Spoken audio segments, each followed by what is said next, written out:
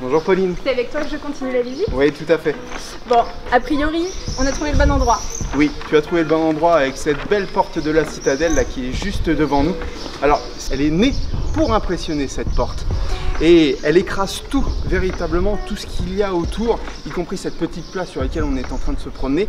Et puis, pour revenir sur cette porte, ses dimensions, sa taille impressionnent tellement que beaucoup d'artistes de tout temps ont essayé de la dépeindre, de la représenter aux différents reflets du jour ou de l'après-midi, puisque véritablement c'était une muse. Tu as absolument raison, Vincent. Dans les collections du musée de Parthenay, nous possédons vraiment une très riche collection de peintures, d'aquarelles, de dessins qui nous permettent justement de revoir cette porte de la citadelle, mais qu'on appelle aussi la porte de l'horloge, puisqu'au 19e, on a installé une horloge à cet emplacement.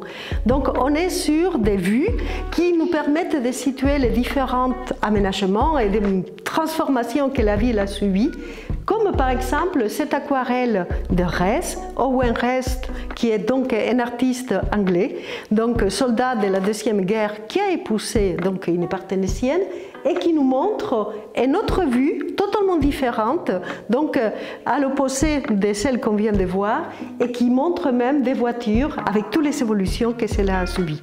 Alors Pauline, maintenant ce que je te propose, c'est qu'on passe sous cette porte de la citadelle pour découvrir ce qu'il y a au-delà. Ok, allons-y. Allons-y.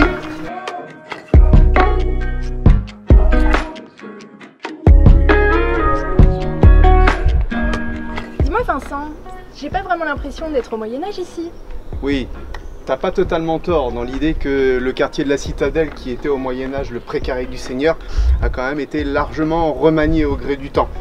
Faut imaginer qu'il y a un siècle désormais, eh bien, il y avait une succession de salles, de bâtiments qui constituaient un ancien couvent, eh bien, qui ont été totalement abattus pour aménager donc cette grande place désormais que tu retrouves juste devant l'hôtel de ville.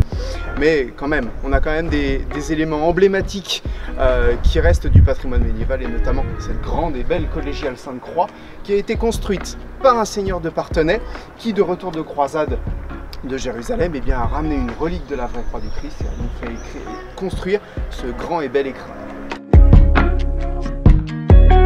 Merci Vincent, j'ai bien envie d'aller jeter un coup d'œil à l'intérieur de l'église. Bien écoute, je te souhaite une très bonne visite, mais si tu souhaites prolonger le plaisir pour découvrir un peu plus Parthenay, eh bien je t'invite à continuer sur cette rue de la Citadelle, où tu pourras trouver au terme de cette rue, eh bien, le célèbre château des seigneurs de Parthenay qui, selon la légende, aurait été construite par la non moins célèbre fée Mélusine. Ben écoute, merci encore et puis à bientôt. À bientôt.